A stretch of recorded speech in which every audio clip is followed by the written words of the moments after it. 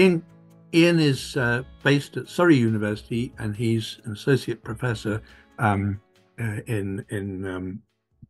social sciences and the ethics of sustainable development. His interests are mainly in the political economy and ethics of sustainability, values and behavioral change in households, communities, and large organizations, and policy making for sustainability.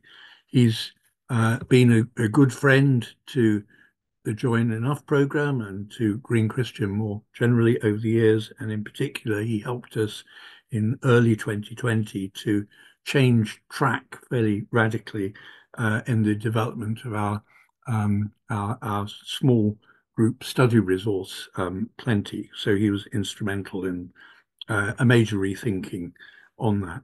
So Ian, we're very pleased to welcome you today. Your title is there, The Affluent and the Earth Crisis. So over to you, Ian. Well, thank you very much, John, and good evening, everyone. Lovely to be here, and thank you so much for the invitation from Green Christian, which I'm delighted is thriving, and it would be lovely to do more with you next year. So I hope you can see the slides there. I've just pressed for full screen, and I hope that will come up. Yeah. So what I'll be talking about is the particular role of the affluent in the what I'm calling the Earth crisis, which is my summary of all the combined crises of climate, biodiversity loss, ecosystem destabilisation, failures of governance in relation to those two things. Some people call it the polycrisis. I think it's the Earth crisis. I think we always have a polycrisis going on, but we don't always have an Earth crisis going on. So that's the language I'm using here. And I'll be thinking about the particular role and responsibilities of the affluent. And of course, by the affluent, I mean us. My students are always aghast when I tell them that they're about to enter the top 10% of earners worldwide, because it doesn't feel to them as though they're affluent, but of course they are on a global scale. And the affluent have got a very disproportionate impact on the Earth crisis. So you could argue they should have a disproportionate responsibility and interest in taking action. That is what I'll argue, and I'll come up with a proposal which you might be interested in at the end, which I'm calling Enough is Enough. And of course, my inspiration is taken from Joy in Enough, and all of the discussion that you've been having down the years on that theme. Anyway, that's for a bit later on. I'll look at I'll give you a brief overview. I won't take too long over it because I know you're all experts on the climate crisis and the nature crisis, but it's probably useful to have a few slides just to set the context and remind us of where we're at, and then think about the question of affluence. So I'm talking there about the top 10% around the world, but especially the very carbon intensive top 1%. And the hyper-carbon intensive 0.1%. And I'll be looking at some of the policy proposals that have been made and trying to wrap those together in the idea of a campaign, which I hope you'll be interested in.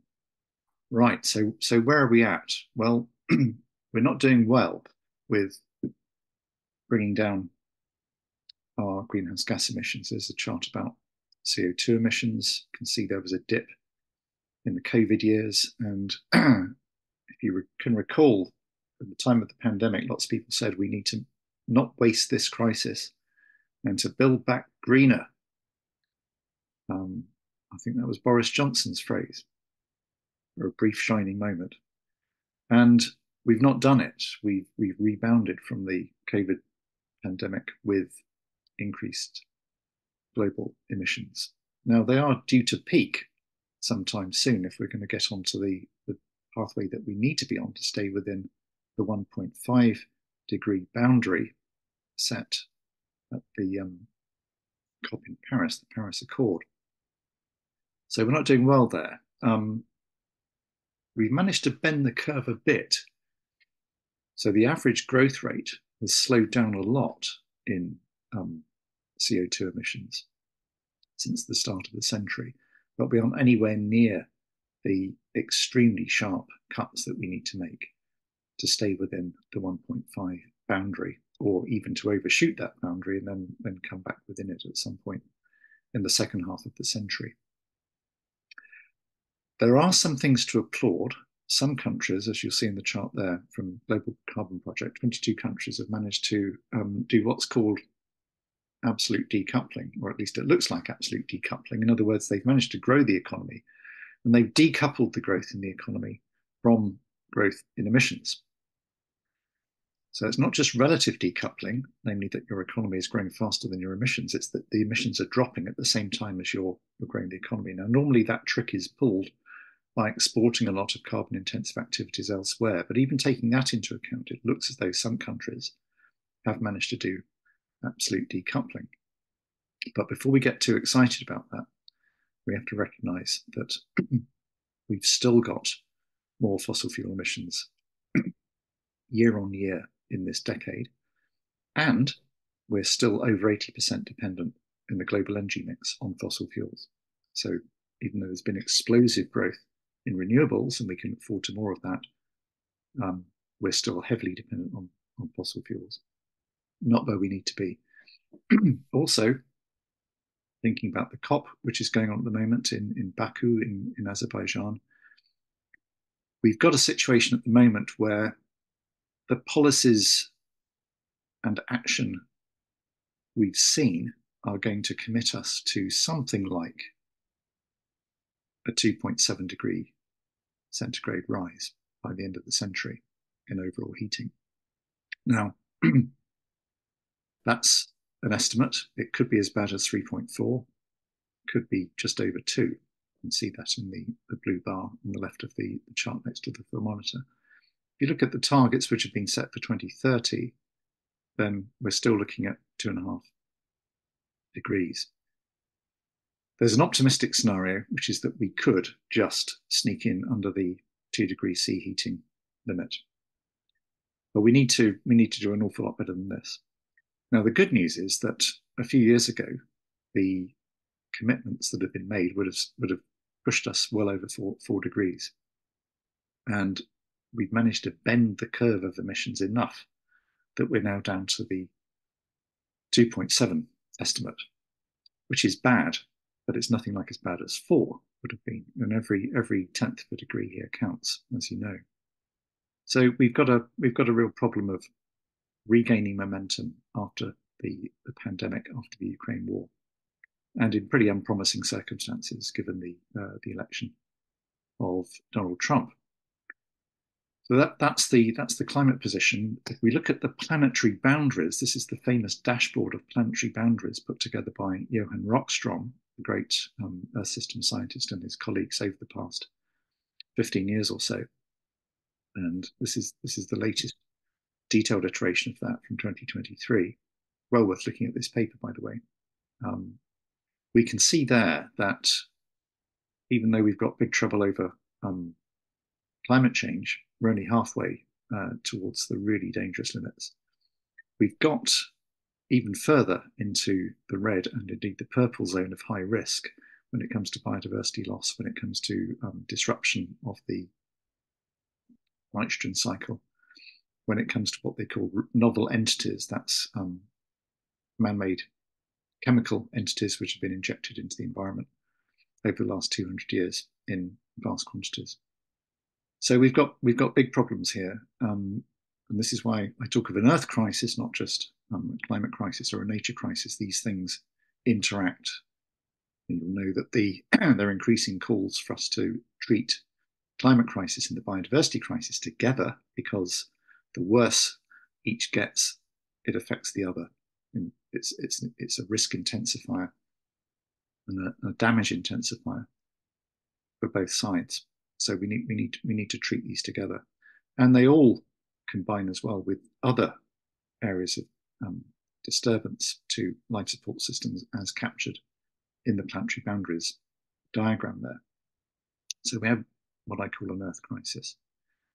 Now, This is very recent work, which you may not have seen in Nature, which takes those planetary boundaries and asks, how does consumption relate to that? Now, I won't go into detail about the particular bars here. You get the point, though, that the richest on Earth, who are at the right-hand side of each of those sets of bars within the planetary boundaries that are listed, they're contributing most of the problem.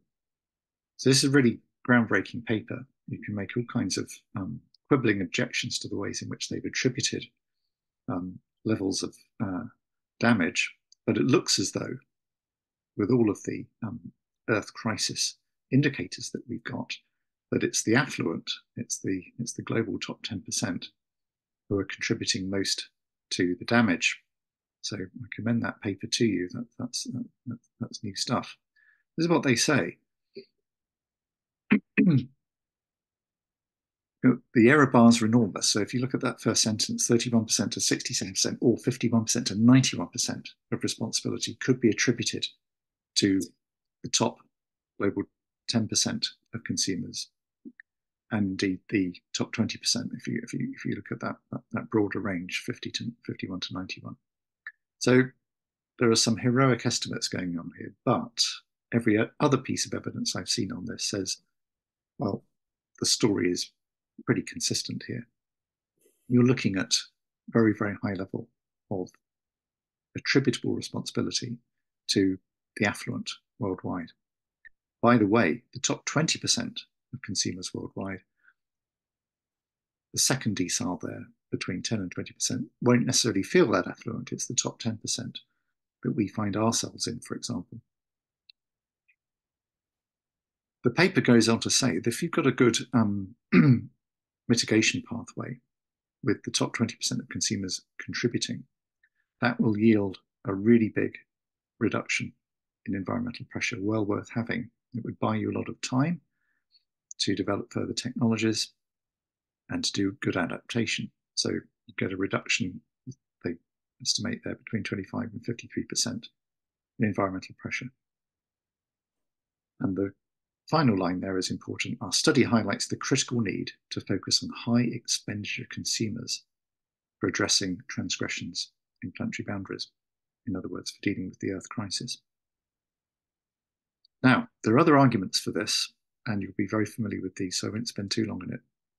As you know, if you look at a map of where the emissions have come from that caused the climate crisis, and then look at a map of where all the victims of multidimensional climate vulnerability will be, they're inverted. So the poorest, who've done nothing or very little to contribute to the climate crisis, are the ones who will be hit first and worst, and with the longest lasting effects. Whereas those of us who've been historically and currently associated with high emissions are going to be relatively well off under even a 2.7 degree warming scenario. We'll be a lot worse off than we currently are, but we'll still be better off than all the people who've contributed very little to the problem historically. So when we look at a map like that, we're not looking at an interesting set of scientific facts alone. We're looking immediately at a moral crisis, a moral challenge. There's a bit more there, which you can explore as you wish, on the inequalities in relation to climate. So that won't come as any surprise. There's another way of representing per capita and by emitter group. You can see there that the top 10%, top 1% are heavily implicated in what are called overshoot emissions, far more than fair share. Interestingly, in the diagram on the right, that shows that there's been a switch in the pattern of inequality about emissions. It's gone from being mainly between countries to within countries.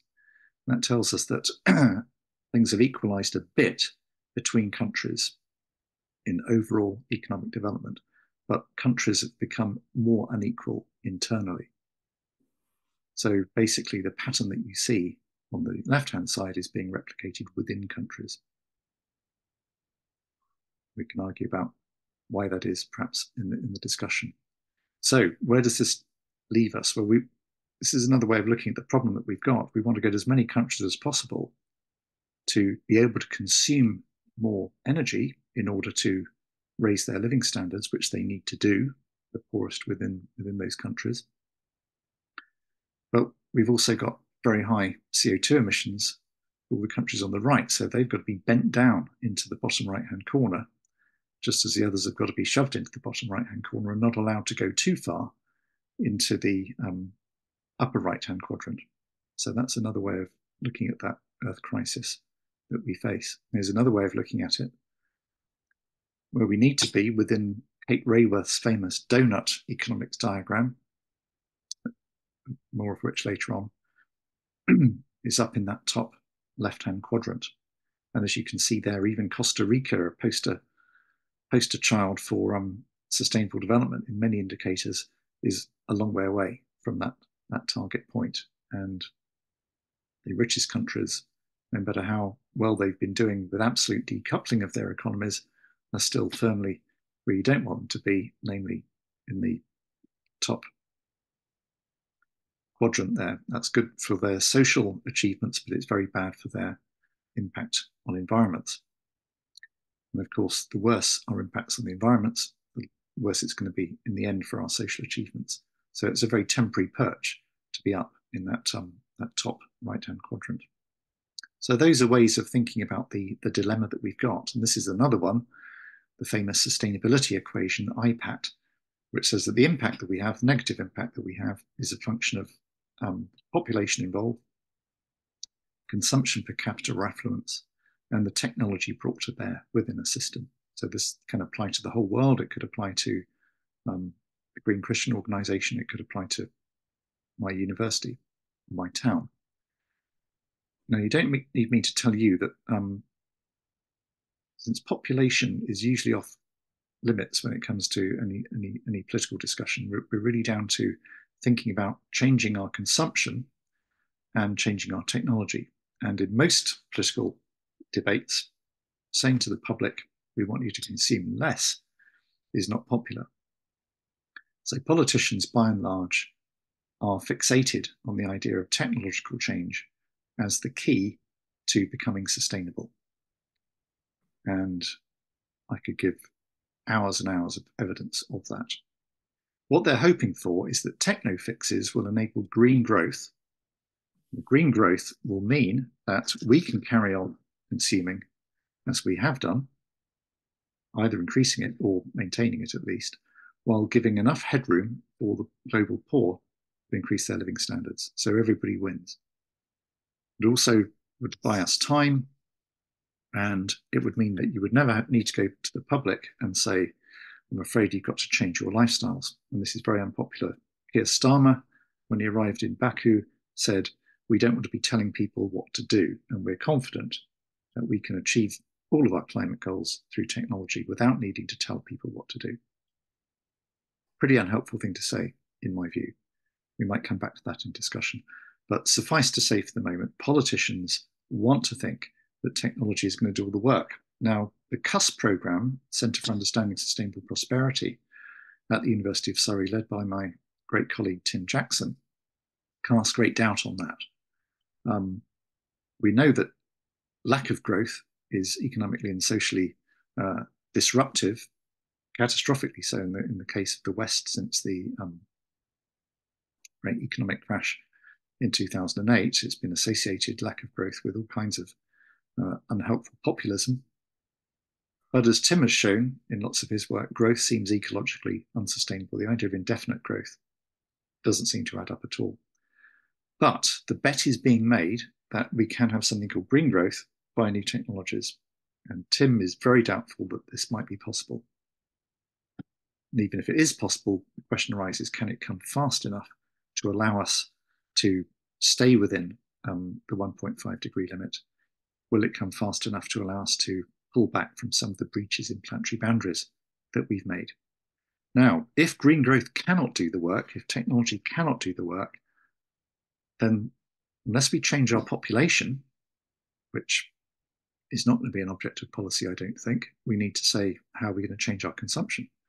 And in particular, bearing in mind what we've just looked at, we need to be saying to the affluent of the world, especially the rich of the world, you need to reduce your consumption levels to what we could describe as sustainable sufficiency. And the question arises, how on earth are the rich going to be persuaded to do that? So that's really what we want to focus on. I should add, by the way, that the problem that we've got is entirely about politics here, because it's not as though we lack the evidence to feel urgent, not at all. And it's not as though we lack the money to do what's needed. The money that's being talked about at Baku, for example, for developing countries is around $1 trillion a year. It sounds like a lot of money. But as all of you will know, global GDP is 105 trillion a year. So as the sustainable developer Jeffrey Sachs always says, whenever anybody gives you a big number and you stroke your chin and say, gosh, that sounds like too much, you need to divide it by 105 trillion and then see how big it looks.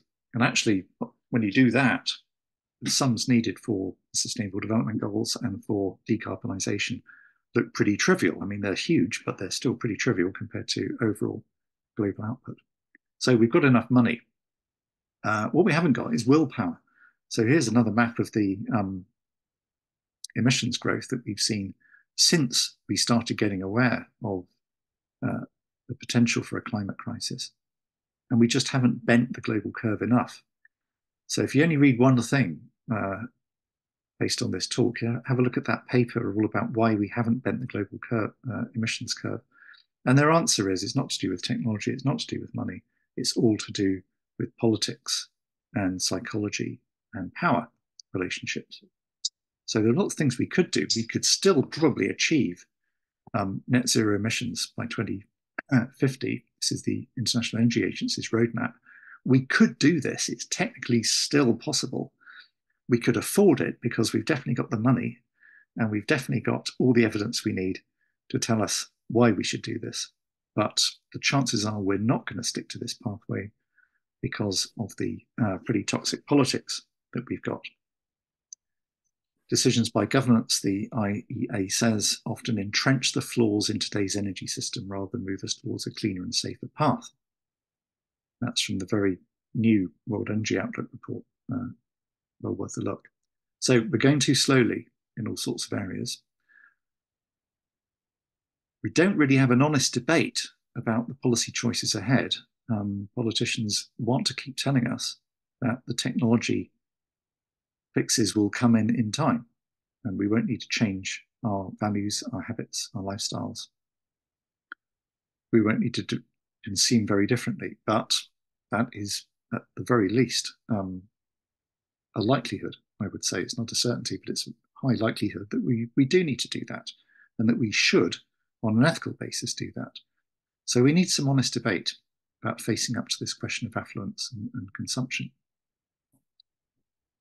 There's a bit more from the paper recently by Tian et al. On keeping within planetary boundaries. And they say here, this is interesting, bottom-up movements may be crucial in making mitigation measures effective. Proposals targeting the affluent often receive support in surveys and citizens' assemblies. And I think we should take that support seriously, and I'll come back to that at the end. Okay. Now, there's more and more interest in the role of the affluent. These are good papers. These are by Sam Hampton and the fantastic environmental psychologist Lorraine Whitmarsh. Very recent papers. So you've got the link there to their full journal paper, academic paper. But also, if you want a short version, then go to the first link there in the conversation, which gives you a nice brief summary. What they're arguing there is that it's inescapable, really, that we're going to have to see pretty radical change in consumption in the rich world on ethical grounds. And because you need the wealthiest to take a lead. If anyone else is going to take a lead, they've got a greater capability to act as well and to influence change, as they say. And if you're wondering about the picture, that was at a climate justice march I was on last year. And that's Prince Charles and Prince Harry saying, we're not allowed to say that we're on your side, but we are. Now, it's all very well saying that there's a political and ethical responsibility on the affluent. But of course, the context is really unhelpful. There's lots of people in the West, even though they are affluent in a global sense, don't feel it. In the wake of the pandemic, cost of living pressures, all the resentments that we've seen building up since the 1980s and the fallout from the crash. So we need a just transition, a transition built on justice for the poor and responsibility from the rich world towards the rest of the planet. But we don't have a political program for that yet. We've got a technological program for it, and technological hopes, and a technological bet that's been made by the West and others, but it won't necessarily pay off. The politics are summed up in this chart, which shows you the curve of inequalities in the world. And you can see that globalization so far has led to many, many people outside the top 10% in the West, in America and Europe, feeling really squeezed, that they feel like they're losers from globalization. And the top 1% has captured more than a quarter of the gains from growth over the last 40 years or so. So that chart alone would deserve a whole evening's discussion, but you can study that at your leisure. It does tell us a lot about the problems that we face in getting people to commit to making change. They're going to need to see the top 1% and top 10% really showing some leadership here.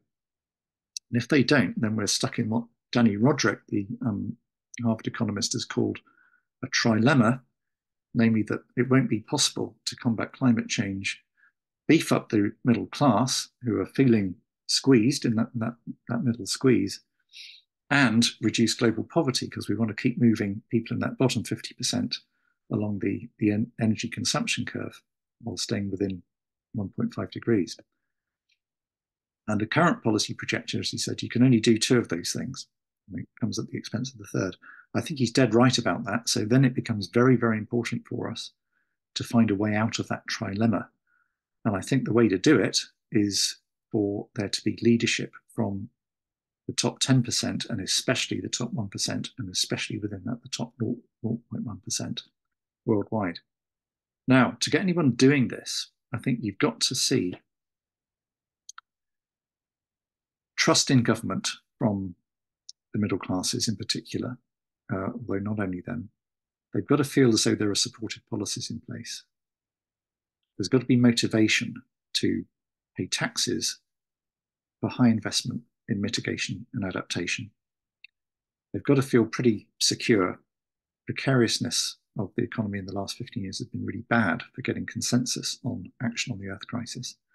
And above all, I think the middle classes have got to feel that the top 1%, don't forget the middle classes, we're talking about the top 10%, but the top 1% need to be contributing. So in other words, they've got to be showing some leadership by example in order to get the rest of the middle classes to come on board with radical behavior change. So can this be done? It's a great piece of work by Steve Westlake of Cardiff University, why billionaires should take the lead and declare their own emissions cutting targets. This is from earlier this year at the Conversation. Do have a look at that paper. This is based on his PhD research. Leaders who maintain high carbon lifestyles undermine trust and reduce everyone else's willingness to change their own behavior. So again, he's making the point that we really do need to focus on the very affluent in order to make a difference. And this is another piece of work that Steve Westlake and colleagues did, looking at a very big survey of citizens asking, would you be inspired by members of elites, leaders, political leaders and celebrities, high profile people, high status people, if they led by example in behavior change in relation to climate? And overwhelmingly people said yes, they would be inspired by that. They would encourage them to do that. That would really help. Now, Westlake did another piece of work which took these findings to members of parliament in the UK and said, looks like the public, this is not just the UK, but all around the world, looks like the public is very keen indeed on people like you being moral exemplars, leading by example. And the MPs all said, well, I am committed to action on climate, but of course I couldn't possibly do that because I would be attacked in the press and social media as a hypocrite, and the public wouldn't believe me. So there was a real mismatch between this finding and what the MPs thought they could do. But I think that's something that can be overcome. So I would say that what we need is to find a critical mass of affluent people who are high status, high profile, willing to lead by example. And that would be my list of that coalition. And of course, churches ought to be into this in a big way. But I'll come back to this in a moment. Now, how would we see this working? Well, I think it would work on this basis that all the big moral revolutions in history we can see as being led to some degree by small groups, elite people, not necessarily the wealthiest, but often in wealthy categories. Kwame Appiah, for example, in his great book, The Honor Code, How Moral Revolutions Happen, says that elites have led an awful lot of the big moral revolutions, for example, ending of slavery, ending of feet binding in China, that kind of thing, when they come to feel as though there's something shameful about the way they're behaving. And they can be shifted quite rapidly from wanting the status quo to suddenly seeing it as shameful to uphold it and wanting social status from moving to a new pattern of values and behavior. And there's a variant on that in this paper by Judge from this year, which I've given you a link to there, all about how we would accelerate social tipping points, in other words, getting a critical mass of people to change behavior and then encourage lots of other people to switch their behavior too, how we would get to that tipping point. And what they talk about there is a model of moralized social change, very similar to what Appiah talks about. And there's a program going on now, which you might want to have a look at, University of Exeter, on what they call positive social tipping points. It's all much the same kind of story. You get a critical mass of people who manage to change the social norms and dialogue such that it becomes much easier for many others to follow suit. And it becomes much easier for decision makers to change policies in order to help encourage even more take-up of new behaviors. So there's a consistent story beginning to emerge there. And the same story comes through with other papers about thinking about policies which we might want to see those affluent people advocating, such as a carbon tax and dividend program. So there's a bit of evidence on that. If there were such a tax and dividend program, you could definitely stay within a 2°C target. 2 degrees is a hell of a lot better than 2.7, what we're on course for. So we could be looking at things like a global wealth tax, and already that's been put on the table at the G20 by Brazil and supported by countries such as France. And I hope the UK will fall in behind that very, very aggressively. There are luxury taxes which could be offered. We've got a letter there to the G20 leaders from the Tax Extreme Wealth Coalition. There's a very interesting movement, the patriotic millionaires and billionaires who want to be taxed more and keep telling governments that's what they want. Can they be harnessed? There's a nice House of Commons briefing there on new wealth taxes and a good paper from last year on luxury-focused carbon taxation. So there are ideas out there.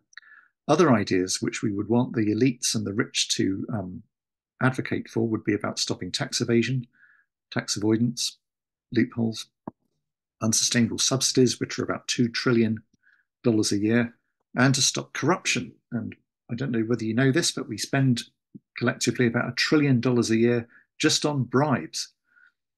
Okay, let that sink in. So if we did all of that, we would get a long way towards getting the money together to support the kinds of transitions which are being talked about at the COP29 in Baku at the moment. There's a nice report on unsustainable subsidies which are making the Earth crisis much worse, in particular the biodiversity crisis. So there are all sorts of things we can do, and liberating that sort of money would allow for all of these things which we know we want in order to keep ourselves within the planetary boundaries, but also to provide what Kate Raworth calls a safe and just space, living well within what she calls the sustainable donut economy. So there'd be a big bonus from getting elites to agree to changes in taxation and supportive policies. They would be making a move which would help other people feel encouraged to also make a change in their lifestyles, and also they would be building up support for policies which we desperately need. So there you go. We need, in order to get the benefits I've listed there, we need a mobilization of a critical mass of elites. They've got to be lobbies, they've got to be advocates, and they've got to lead by example. So I'm going to finish very quickly with a proposal for you, which is that we need a campaign, which I'm calling Enough is Enough. My inspiration, apart from the Join Enough campaign, is Jeremy Williams of This Parish and Catherine Trebek, their wonderful book, The Economics of Arrival, Tim Jackson's work at CUSP, and Kwame Apia's book on moral revolutions, The Honor Code. The idea here, enough is enough. We've got enough. The very affluent have reached utopia. They've arrived at material sufficiency, more than enough, well more than enough. The rich have got far, far more than enough. We've had enough of delay, which we've looked at earlier on today. We've had enough neglect of infrastructure, especially in the UK. We've seen some impatience about that. By the time we launch this campaign, we will have had enough of Donald Trump and his allies. And I'm deliberately not launching this campaign until 2026, 2027, because we need to see Donald Trump fail, which he will. And the political consequences from that, I think, can be harnessed. And there are enough of us to do this. So I want to see churches, groups like Patriotic Millionaires, other NGOs get together to spend the next 18 months planning this global campaign, which would have as its central node the UK. Because the USA is not going to be the right place for the next year or so. The UK could be. So you can see the components there, and there would be specific policy demands. And I don't think any one of these has a top priority. I would like to see them all picked up in different ways. One really interesting one, which I think would have a lot of public approval, would be a social media info pollution tax, on the grounds that social media is an environment, it is potentially a commons, and it's being polluted. So you could have a kind of windfall tax or pollution tax on the social media platforms. There's a nice paper on that, which you can see in the link. We'd really go hard for a wealth tax. We would go hard for a fossil fuel windfall tax. And we would go hard on luxury taxes. I don't know whether you noticed, but in the budget, Rachel Reeves did stick some modest taxation on private jets. Well, you could go an awful lot further without anybody in the country really noticing. And if a few billionaires decide to take their private jets elsewhere, I think we can live with that. So there are all kinds of ideas there which could be used as part of the advocacy. So just to sum up, we know we've got a mounting Earth crisis. We know that technological solutions almost certainly will not be enough, certainly not within the timescales that we're looking at. So we've got to get radical changes in values and consumption. For ethical reasons and political reasons too, we need the rich to lead. They've got the capacity, they've got the moral responsibility on them, they've got enlightened self-interest, because an Earth crisis which gets even worse is going to be bad for the rich as well as for the poor. And if all of the analysis I've given you about social tipping points is accurate, then their taking a lead will give cues to the rest of society.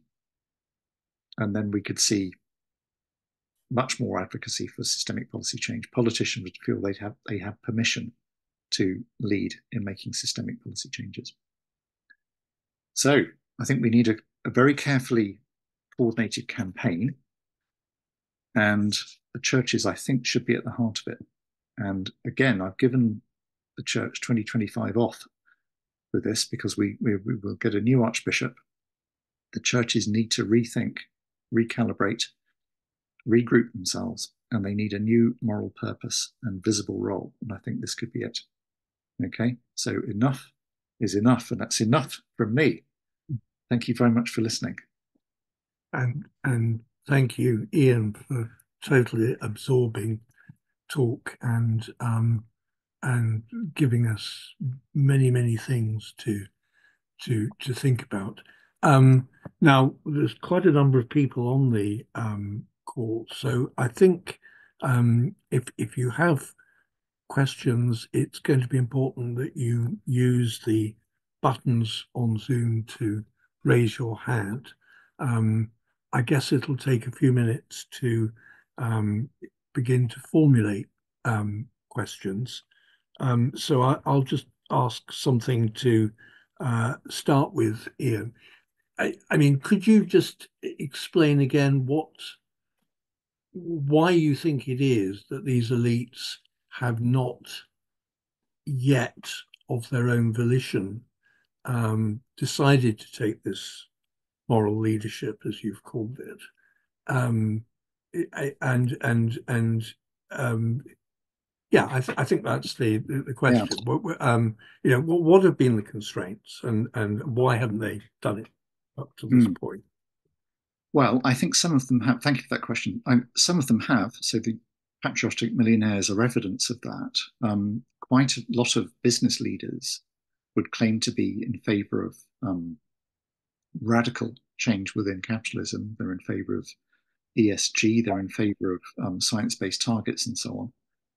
I think the constraints are these, that even those people are often very insulated from the realities of unsustainable development.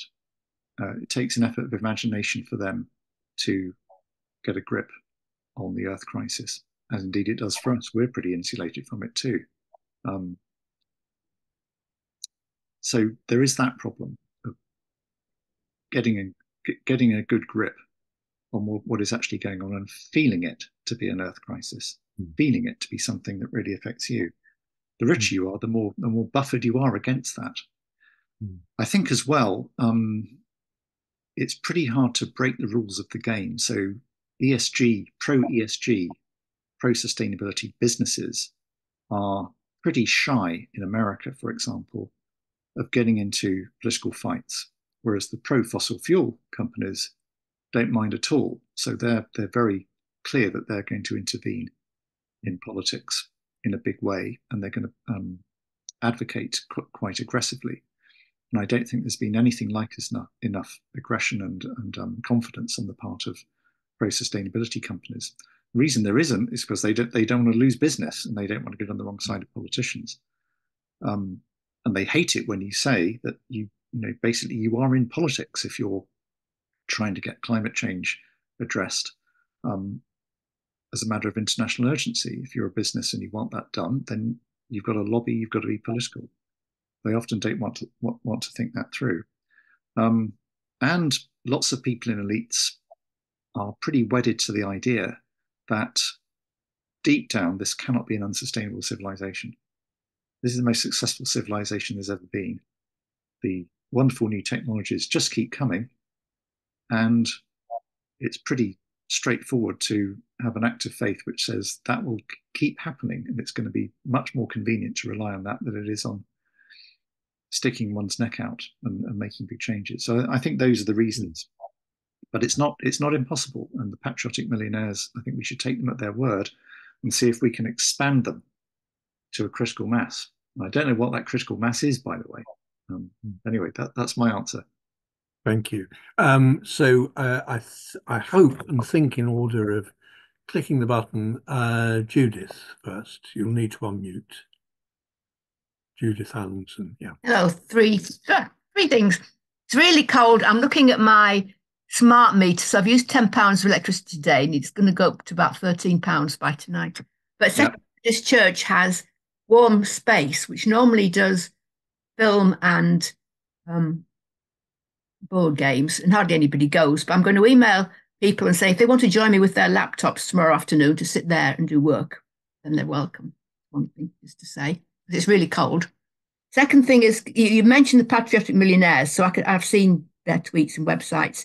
I could go and find them. But is there anybody else who's being, rich person who's being really good that you can quote, or a celebrity? Well, people like Dale Vince are examples of pretty rich people who are potentially able to shift debates, Judith. And I would say the other people to go after would be the companies who have signed up to programs like science-based targets, which includes organizations like Tesco, and say, look, you have said you as a company want to stay within 1.5 degrees. In other words, you want to allocate and measure your activities according to that. But that won't make any difference if everybody else overshoots.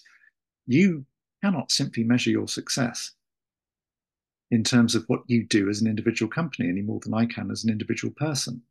I have to work collectively. This is a collective action problem, or to be more precise, we've got in the Earth crisis a whole cluster of collective action problems, but none of which can be solved through individual action. They require a critical mass of people and organizations acting collectively.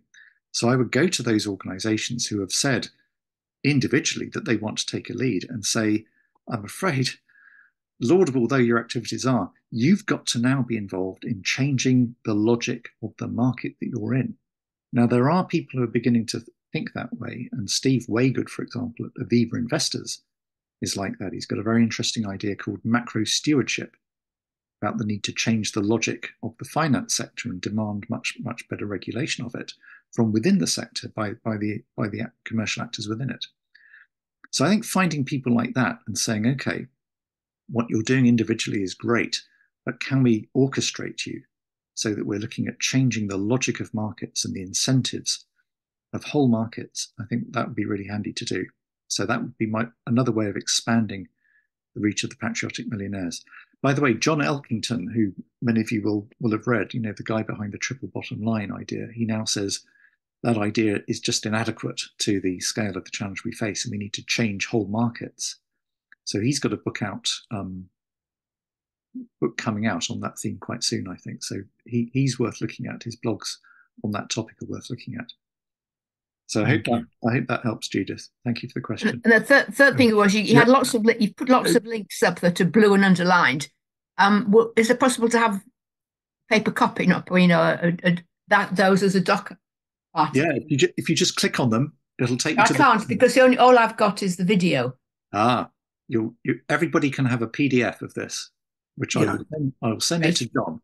Yeah. Then you can click on the links. Okay, they're all worth clicking on, by the way. Great. Yeah, there's a year's worth of reading at least there, I think. Yeah. I'm certainly going to take up the links there, as obviously Judith is. I think we'll move on now to another question. Colin, I think you were next in the line, so over to you. Yes, hello everybody. Thank you so much, Ian. Very inspiring and interesting talk. Thank you. Loads and loads of links to go to, so my time is going to be consumed. But but for which I'm most grateful.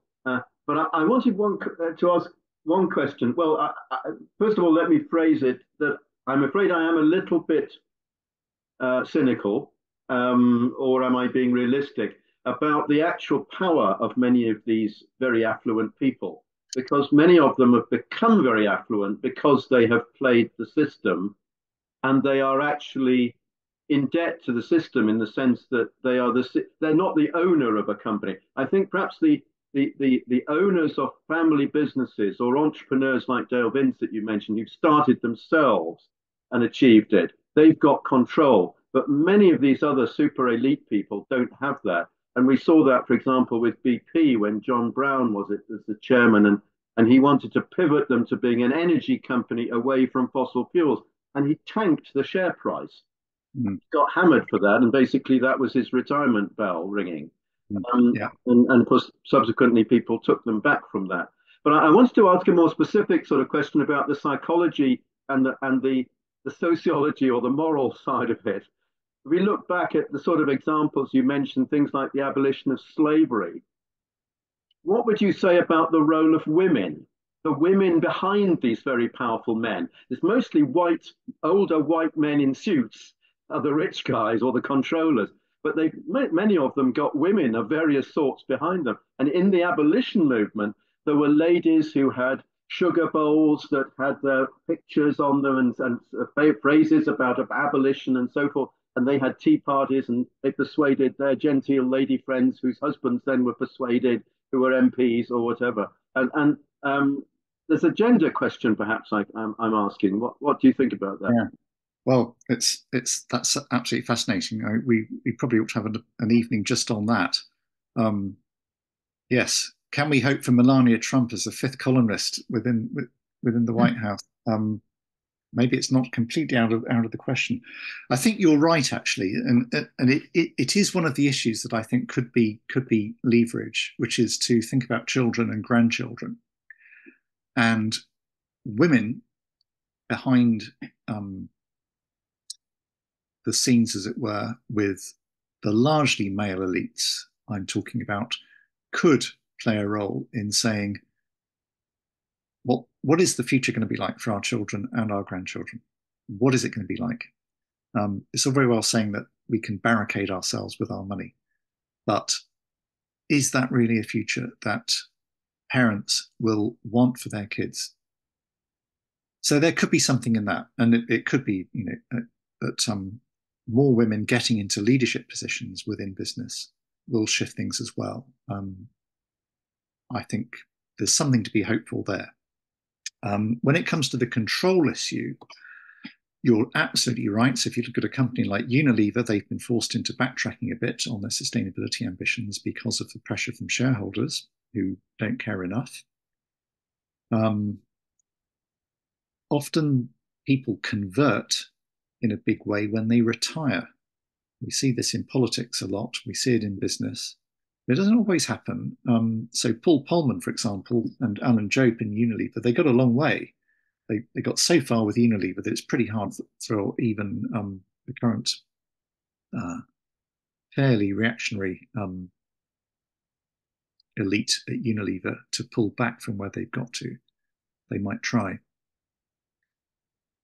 So you can get conversion going on within the system, but I think you're right to be cynical about many of the listed companies.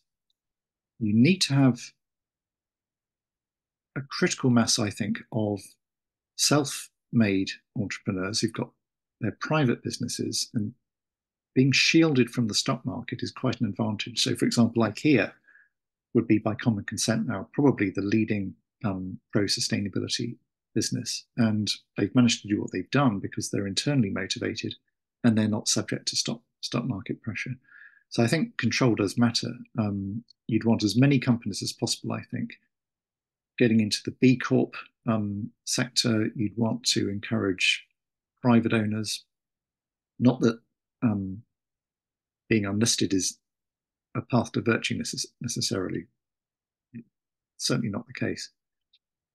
I think, against your point that it's easy to be cynical about many companies and their leaders, is the fact that it probably will only take a minority, a big enough minority, to start switching things over, which is what Appiah points to in his analysis. So I hope that helps. I mean, you raised really important points. I love the point about women. I would need to look into that more. Maybe that's another evening that we could have. Thank you. Sophie next. Yes, good evening. It was very interesting and enlightening. But my question is more a statement first, leading to a question. I went to I think it was a cooperative AGM a couple of years ago, where a leading green energy supplier, not the office, not electricity, was talking about supplying green energy, and she said at the end, we don't need to reduce our consumption. Solar and wind will do it all for us. And I was really shocked. I thought, no, we need to reduce. Surely we can't all get as much as we've done from green energy. What do you think? How do we, educate people who should know better? Well, it's certainly true. Thank you very much, Sophie. It's certainly true that switching to renewable electricity doesn't mean that we can just consume everything we as much as we would like, and that we can just keep on consuming. Because renewable energy also comes with a cost when it comes to building the system up. There's a carbon cost to making the transition to renewables. We do need to do it very fast, but we shouldn't kid ourselves that there's a carbon cost to that. There's a materials cost to it. There's a big impact from all the mining that's going to be needed to be done in order to get us the technologies we want for electrification. So going renewable doesn't let anybody in the affluent classes, which is all of us, off the hook at all. And also, it doesn't mean that we don't need to start changing other patterns in our lives. So renewable energy has got some connection to the food we eat, but by and large, the food we eat is something independent of that. And we need to greatly reduce our meat consumption and probably fish consumption as well, I would say. So we've got to move much more towards a plant-based diet. That's going to be a big part of what we do. Similarly, we've got to be on aircraft a lot less. So even if it were true that we'd gone 100% renewable and we could just use as much energy as we wanted, as long as it was from those renewable sources, that wouldn't let us off the hook in other respects. But as I say, the renewable transition is not a painless or impact-free one. Yeah. So how do we educate those who should know?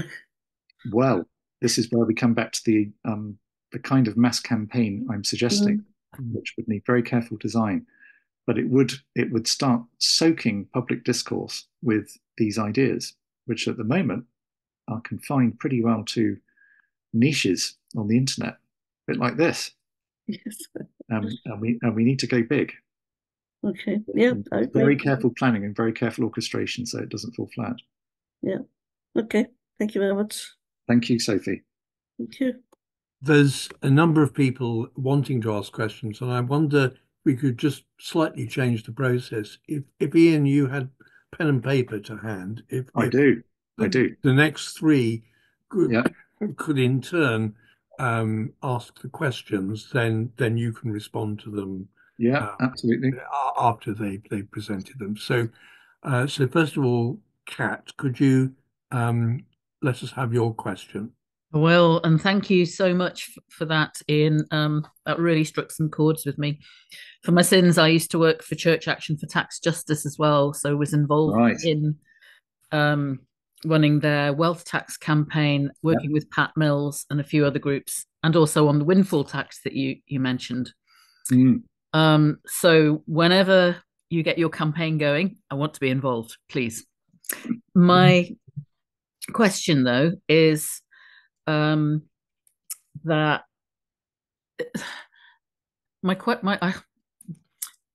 question is, do you not think that there is something deeper and more spiritual involved than simply responding to a public campaign, maybe from customers? So lots of these people who've got into very powerful positions, the 0.1%, are deeply damaged people because they don't know what it is to be fully human. They don't realize that they're perfect the way God made them. God made them perfect, and they don't need to have all the toys and all the money to be worthy. But somehow that has sunk in, and that's a really tough thing to turn around.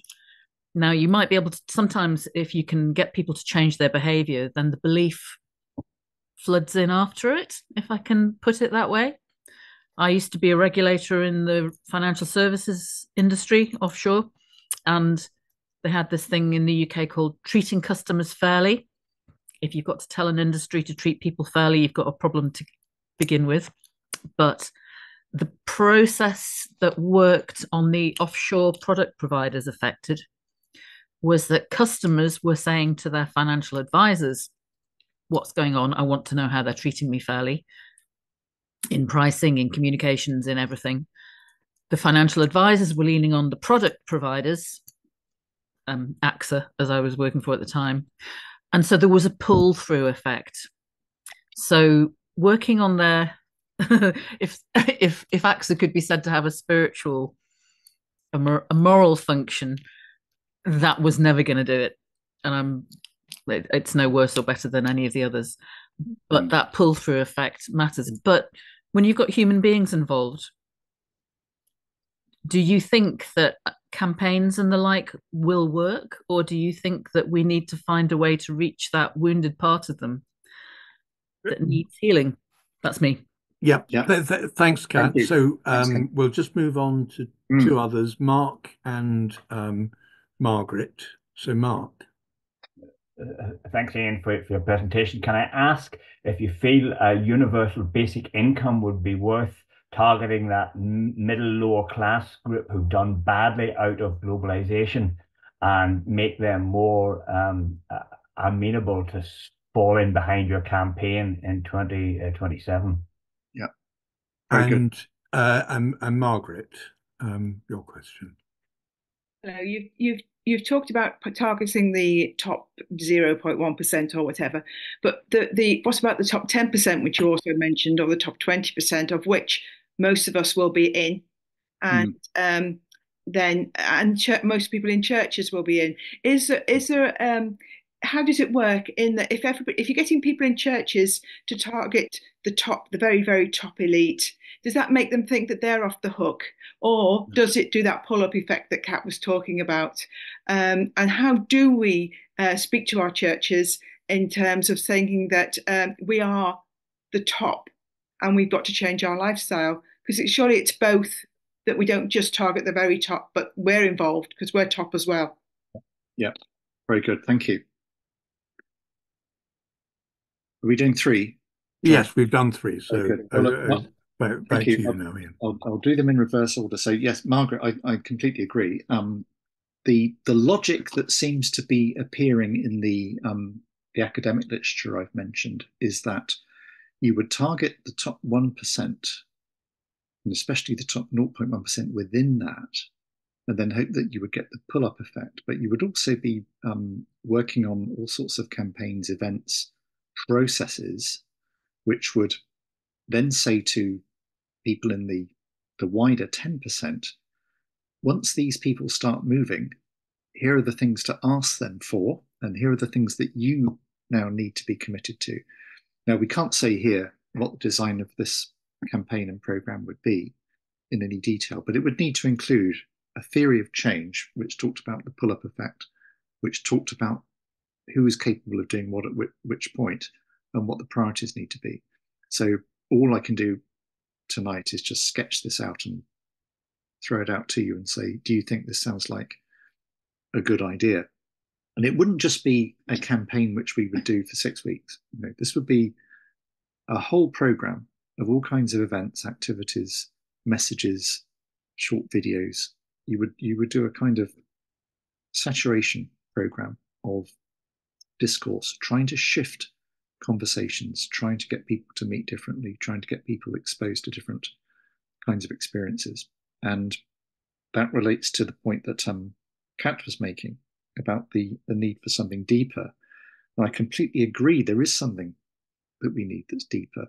I'm not sure, being a Christian and a sinner myself, that I would say that the top 0.1% are more sinful or wounded than I am, although I'm willing to bet that some of them might be. The question is, if you've not got a particularly Christian culture and you've got a discredited Christian church, which we do at the moment, what can you do about it? Well, I think you need to at least have churches in this process. And one of the reasons for doing that is not simply because the churches have got a good message to share, which they do, of course, but because the churches need to repent of what they've done wrong, not just in this respect. They need to regain some moral authority, and sharing a program rather than leading it seems to be one way of doing that. But it also means that you could then open up spaces for that kind of conversation. Now, one model here is just after the financial crash in 2008, St. Paul's opened itself up, the St. Paul's Institute opened itself up as a kind of confessional for chastened bankers. And that does seem to have had some effect. maybe not enough, but that's the kind of thing I'd be thinking of.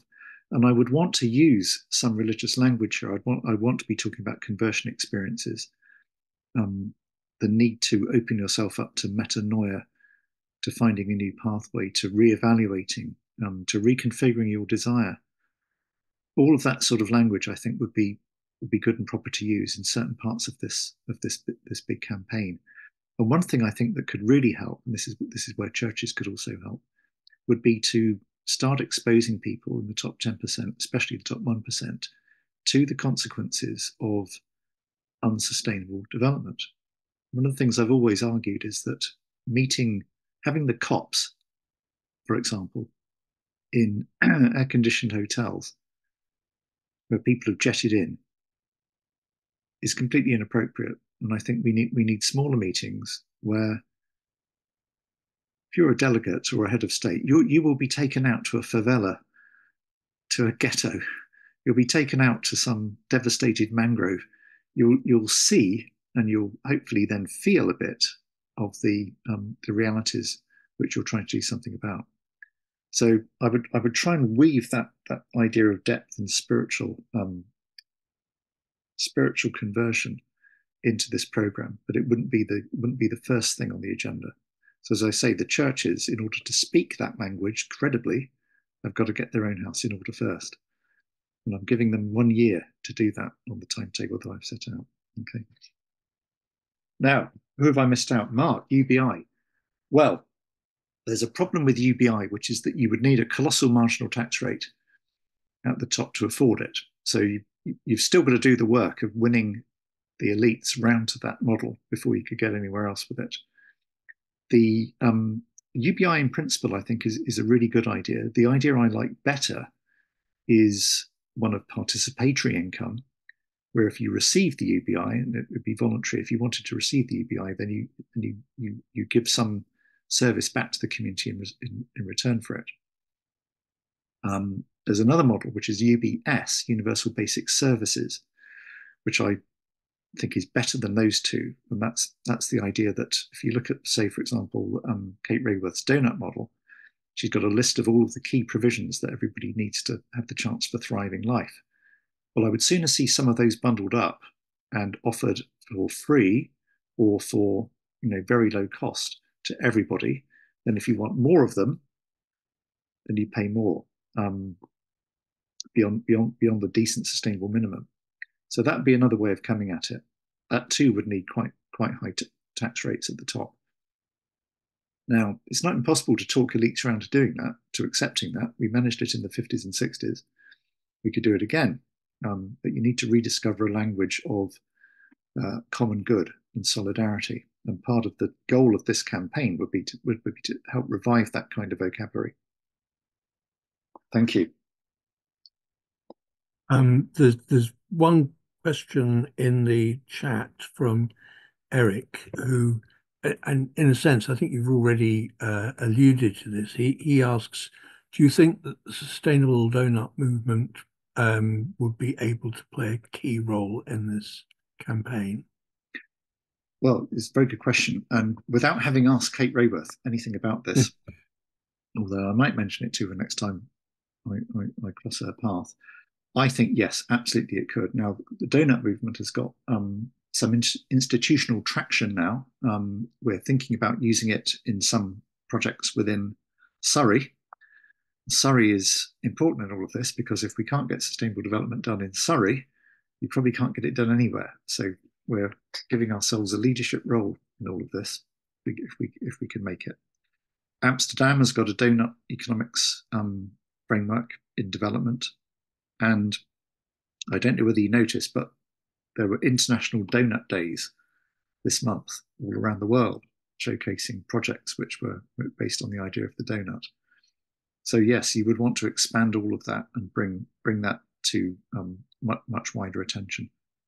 The donut idea is a really powerful one, and it's also quite an approachable graphic image. It's approachable vocabulary. So yes, absolutely, I'd want to see them involved. I shall make a note to myself to, if you think this idea has got some potential, then I'll bring it to the attention of Kate Rayworth. Right. We're moving towards the end of our time. Is there anyone else who'd like to ask a question? Have I missed anything else in the chat? John, could I come in and just ask Ian for an example or two of the sort of thing you hope to get churches doing to support your new campaign? Talking about it, I think. I've said this before to my bishop. I would be very happy if by the time I die, I've never heard the church offer an opinion about sex ever again. I'm sick to death of it all. The church should not be bothering itself with anything less than the care of creation and the cure of souls. Oh, they go together. And I think the church needs to start talking about this almost to the exclusion of everything else in the context of the gospel. So we should be preaching the good news, and we should be preaching creation care, and we should shut up about nearly everything else, because it's led the church to terrible, terrible pathways. And the church needs also visibly to cleanse itself of all of the privilege cover-ups and scandals that have led us to the terrible situation where an Archbishop of Canterbury has had to resign.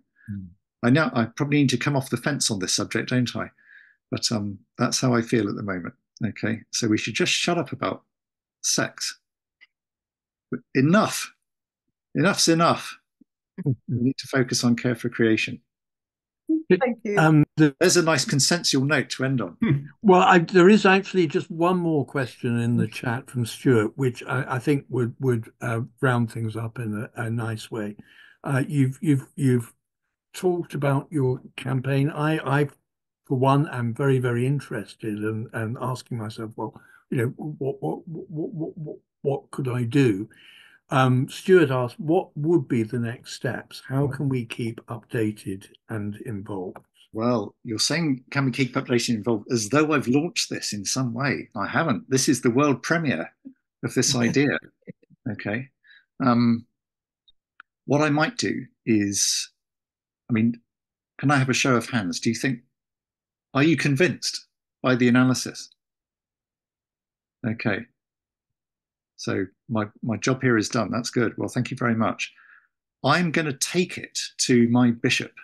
Okay. And then I'm going to take it to the head of sustainable development at Aviva Investors and see what he says. And if they both say no, I'll just go somewhere else, because I think it probably is a good idea. And how can we best keep in touch with you about developments? You've got my email on the slides. Yeah. I would invite you all to go away and have a look at. Don't read everything in the links, for goodness sake. It won't take you all year. But you can read some of the shorter versions, and the academic papers that I've linked to have got abstracts. You don't need to read the whole thing. Read the abstract and then read the conclusion, maybe. And just see if you think that the analysis still makes sense to you in a week's time. And if it does, tell me.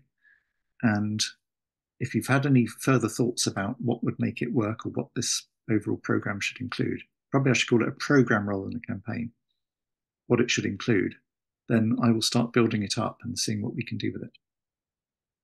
Okay. So as they say in Hollywood, it's just a notion at the moment, where with a bit of work we can turn it into a concept, and then maybe an idea. Ian, that's really great. And Sophie was just asking about the slides. So I think what we've agreed is there will, of course, be this recording on our websites, but in addition, you'll be sending me a PDF, and between me and Kat, we can ensure that it's sent to all those who are registered for the talk, so everyone can click on the links, as you've said, and get back to you with further thoughts. Yeah. So feel free to share it with senior clergy as well. So thank you, Ian. It's been a great evening. It's lovely to see you. And thank you very much. And you know, we all want to be part of you know, helping you and supporting you in this campaign, I think.